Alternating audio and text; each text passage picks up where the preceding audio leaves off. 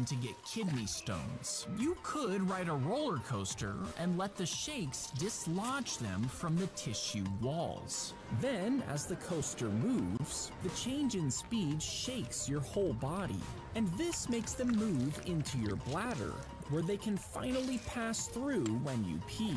Now, not every ride is able to do this, but Disney's Big Thunder Mountain does this so well that some people go there just to get rid of their kidney stones. If you happen to... As y'all know, we don't take any shortcuts in my kitchen. We make every... No ID? How do I know you're old enough to be drinking that? Okay. An open container is illegal. You want to step out of the vehicle for me? What's that bottle next to you? Okay, step out of the vehicle for me.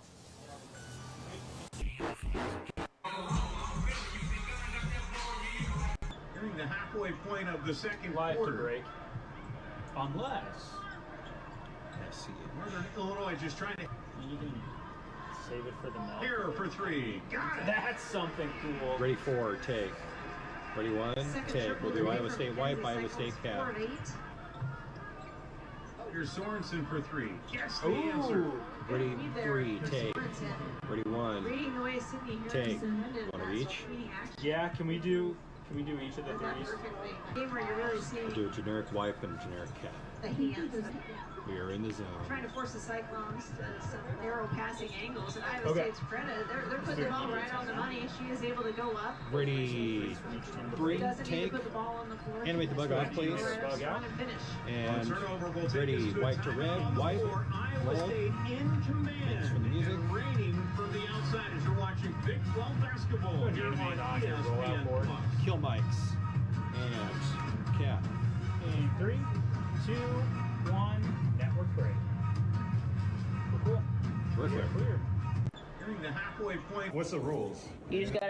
Oh, she tea. Tired of your own. Bitches, I make a keys, a cookie ice cream. Because I'm making my... Barely shaved the queen's leg hair, and for that, the king cursed me into a bottle and casually tossed me away. An eagle caught the bottle and dropped me into the ocean. I thought I would sleep forever in that bottle until 1,000 years later, when a fisherman pulled me from the sea. A girl discovered me and, out of curiosity, broke the bottle cap and set me free. But I frightened her so badly that she fainted, though I caught her immediately. I needed the girl to make 3 wishes so I could break the cup. Her first wish was to become a princess. I had her apply magical oil all over her body, and when the king smelled the fragrance, he found her and made her his princess. She hid the bottle beneath the floor tiles to prevent others from taking it. To ensure the king would love only her, she made her second wish, to bear the king's child. But before the child was born, the king died on the battlefield. I immediately told the girl this news, but she refused to believe it. Like a mad woman, she tried to find the king, only to be caught by arriving soldiers, stuffed into a sack, and thrown into the sea. When I learned of this, I immediately jumped into the ocean, but it was too late. Without the third wish being spoken, I remained imprisoned. Much time passed before a woman bought me at a high price. While cleaning the bottle, she accidentally released me. My body was enormous, too large for any ordinary room. I tried communicating in my own language, but she couldn't understand. So I reached for the bookshelf and absorbed Barely Shaved the Queen's... Jay, let him know. My sister used to cover my ears at night. I now know the disgusting reason why. When I was 7 years old, my older sister Emma started sneaking into my room every night. She'd wait until I was asleep. Then she'd press her hands over my ears and hold them there for hours. I'd wake up sometimes and ask what she was doing. She'd always say the same thing. I'm protecting you. Go back to sleep. I never understood what she meant. But every morning she'd be gone and my ears would ache. This went on for 3 years. Every single night from age 7 to 10. Then suddenly, it stopped. Emma moved away to college and I never saw her do it again. I'm 32 now. Emma died last week in a car accident. At the funeral, my aunt pulled me aside and said, "Your sister asked me to give you this if anything happened to her." She handed me a sealed envelope. Inside was a letter in Emma's handwriting. "If you're reading this, I'm gone. And now you need to know the truth about why I covered your ears all those years. I wasn't protecting you from something outside. I was protecting you from something inside our house. Something that only came out at night." My hands started shaking. I kept reading. "When you were 7, I started hearing voices at night. Not from outside. From the walls. From the floor. From the ceiling. They were whispering. Hundreds of voices all talking at once. I couldn't understand what they were saying, but I knew they were talking about you. I felt sick." Emma had never mentioned hearing voices. "I went to Mom and Dad, but they said I was dreaming. They said I was making it up for attention, but I knew what I heard. And the voices got louder every night. They were saying your name, over and over, like they were calling you." The letter continued. "One night I followed the voices. They led me to the basement, to the door that's always locked. The door Dad told us never to open. I found the key in his desk and I opened it. I remembered that door. It was in the corner of the basement behind some old boxes. I'd asked my parents about it when I was just about to pee into the ocean. The sail behind me slammed into my back. The hit almost launched me off the yacht. I reacted fast. Both hands locked on the railing. The yacht kept rushing forward. The wind pushed me side to side. If I loosened my grip, I was done. I forced myself to calm down, took a deep breath, used every bit of strength to move toward the deck. I planted my feet before slipping. The moment I stood firm, my heart finally dropped back in place. After catching some strength, I slid back inside through the railing, but I had no time for relief. That strong urge to pee hit me again. I didn't dare pee over the ocean anymore. I rushed into the bathroom. I was halfway done. The door shut behind me. I glanced back, thought it was just the wind, didn't care. But when I finished, the door wouldn't open. No matter how hard I twisted, I froze, squatted down to check the angle, tried the other direction. Left, right, push, pull. The door didn't move at all. That's when something felt wrong. I shot up, reached along the door crack trying to pry it. The crack was too small. I couldn't use any force. Panic hit me. I needed to get out fast. I opened the mirror cabinet, found a pair of scissors. I thought of a way. I split the scissors, aimed the tip at the screws on the handle. The size was perfect, but no matter how I turned, the screws didn't budge. That idea was useless. I opened the vent window above me, tried squeezing through that tiny gap. No matter how I pushed, I was stuck. I was losing my mind. Right then, the unmanned yacht suddenly sped up. To stop it from drifting off course, I reached a hand out the vent, grabbed a rope. After making sure one end was fixed, I tied a dead knot on the other, threw it hard into the ocean. I hoped the current would drag it into the propeller, slow the yacht down, but the propeller spun too fast. The rope tightened instantly, then snapped back around my neck. I had no time to react. It choked me on the spot. I couldn't breathe at all. I clawed around the deck blindly. My hand hit a hook. I pushed the rope open with everything I had.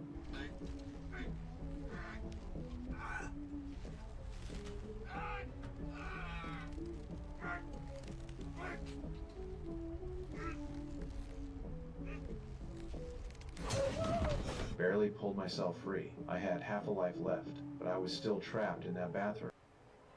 Do you know why Sudanese women are considered the tallest women on the planet? Many of them stand over 6 feet 6 inches, but the real reason goes far beyond genetics.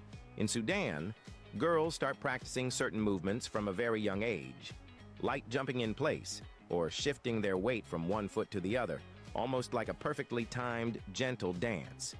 Locals believe that the more you sway and the more you jump, the taller you grow.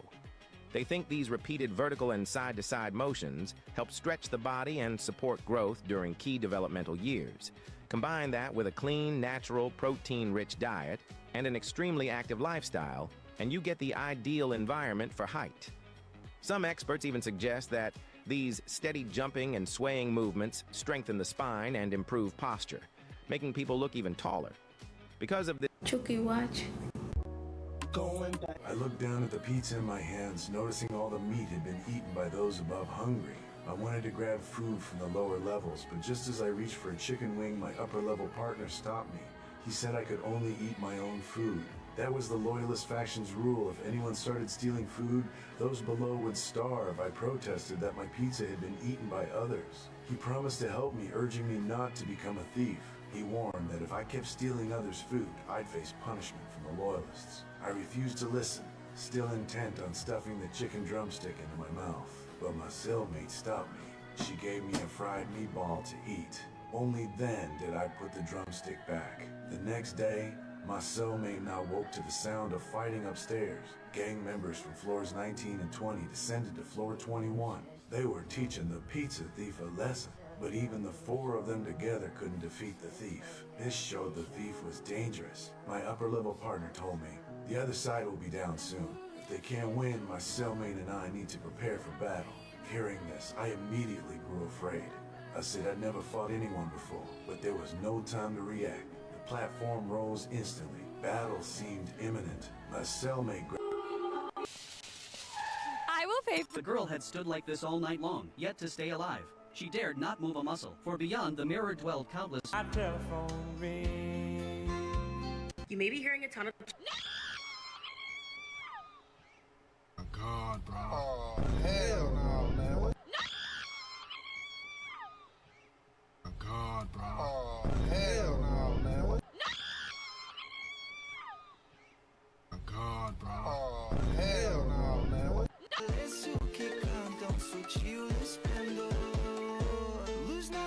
How's it going, guys? David over.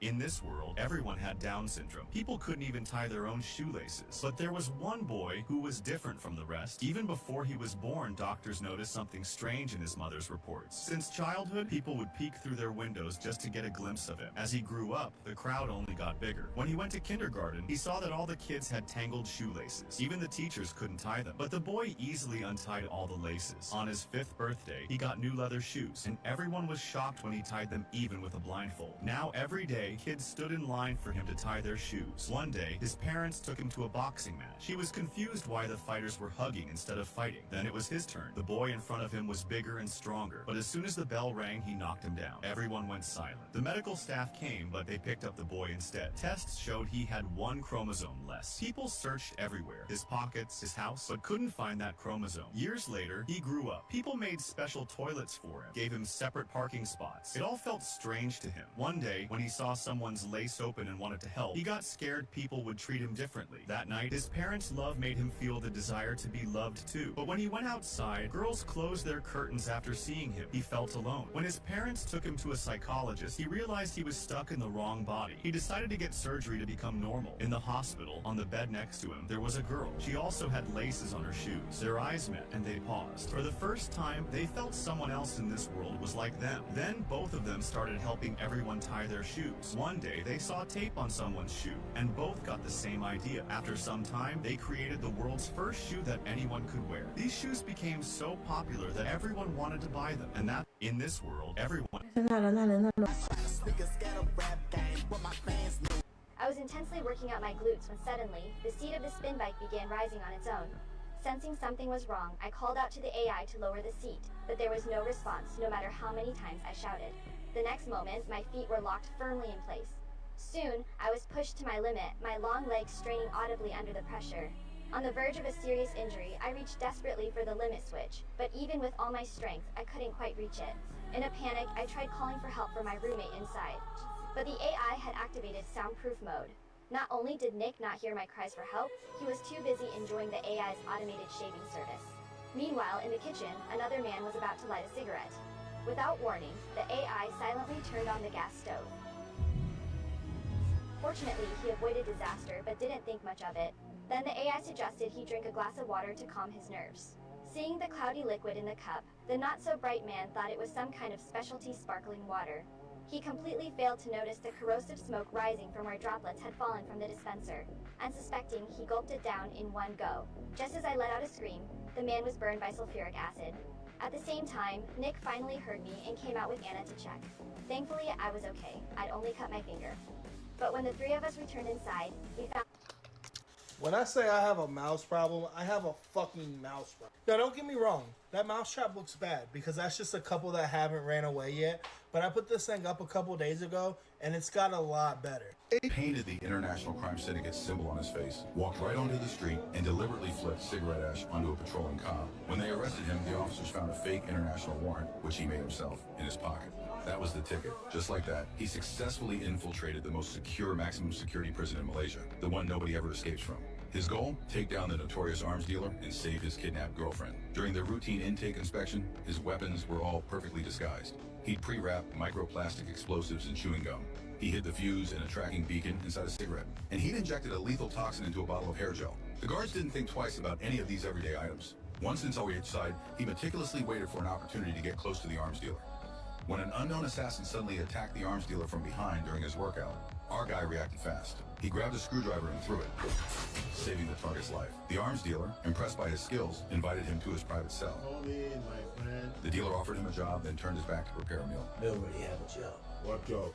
Yeah. He choked the dealer with the staff and quickly muffled his mouth with a piece of cloth, knocking him out cold for a few moments. Immediately, he pulled out the poison hidden in the hair gel, mixed it into the arms dealer's meal, and forced it into his mouth. The dealer's men, hearing the commotion outside the cell, started walking toward the door, but he blocked their view. Painted the international... Have you ever seen that video? No. Pull that video up, because it's one of my favorite. If North Korea launches 1 missile at us, we're going to launch 82 in response. There's a policy in the United States called launch on warning. The president must make a counterattack decision before those nukes land. A strike with a 1 megaton thermonuclear weapon against Washington, D.C. 2 million people. 82 nuclear weapons could possibly obliterate their nuclear command and control. Russia was so paranoid that the United States was going to launch a preemptive nuclear attack against it. They created a system whereby ground sensors would be able to determine nuclear bombs hitting the Russian soil. And if they weren't